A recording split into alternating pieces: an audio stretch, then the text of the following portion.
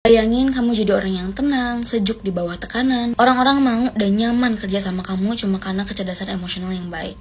Emotional intelligence. Intinya adalah kemampuan untuk memahami perasaan diri sendiri dan orang lain. Termasuk mampu memotivasi diri, ketahanan dalam menghadapi kegagalan, handal menunda kepuasan.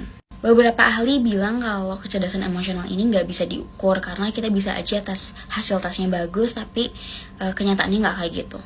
Tapi kurang lebih orang yang punya kecerdasan emosional yang rendah ciri-cirinya kayak gini. Gak sabaran, suka ngeluh, suka marah of course, sulit melihat sudut pandang yang lain, punya banyak uang langsung ludes abis, suka menyalahkan orang lain, overthinking yang diinget tuh yang negatif aja.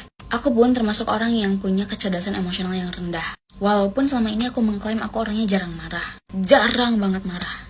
Tapi aku baru tahu bahwa kesabaran aku tuh setipis tisu kalau ada Gojek yang salah alamat. Itu tuh bisa yang kayak dia udah marah-marah duluan, aku udah berusaha menjelaskan, tapi akhirnya aku harus jalan jauh untuk mencari letak si Gojek itu.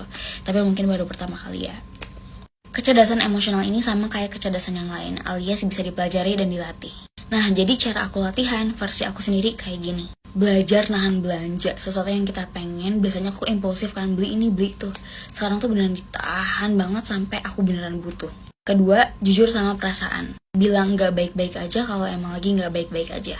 Tapi gak berarti banyak ngeluh juga. Dan berani bilang enggak atau menolak sesuatu. Yang ketiga, punya empati yang tinggi. Caranya ya diam dulu, kalem dulu, analisis dulu, berpikir dulu, baru bertindak. Yang keempat, tidur yang baik. Kenapa ada orang yang sering marah-marah karena baru tidur 3 jam? Karena ada racun di neuron yang harus dibuang ketika tidur. Kalau nggak punya kualitas tidur yang baik, racunnya nggak kemana-mana. Jadi kita akan cenderung lebih emosional, jadi tidur yang baik. Berusaha mengelola depresi saat galau atau lagi putus cinta. Nah, karena emosi itu kan kayak sat-sat gitu ya. Aku berusaha memperlambat dan berusaha memproses perasaan dengan sangat pelan. Nah, perasaan itu diubah untuk jadi motivasi. Jadi balas dendamnya itu bukan nyantet, tapi jadi lebih baik. Jangan marah, keep cool, jadi lebih baik. Yang terakhir, berusaha melihat sesuatu yang positif dari segala kejadian. Contohnya ada di 2 video sebelum ini. Jadi seburuk apapun keadaan, berusaha untuk tetap positif. Ini yang kayak impossible tapi ya bisa dilakukan. Tapi jangan abaikan yang negatif juga. Belajar kecerdasan emosional ini bukan berarti meredam emosi sampai nanti jadi bom waktu ya. Gimana caranya kita bisa mengkomunikasikan amarah dengan sangat baik. Dan ini adalah proses seumur hidup.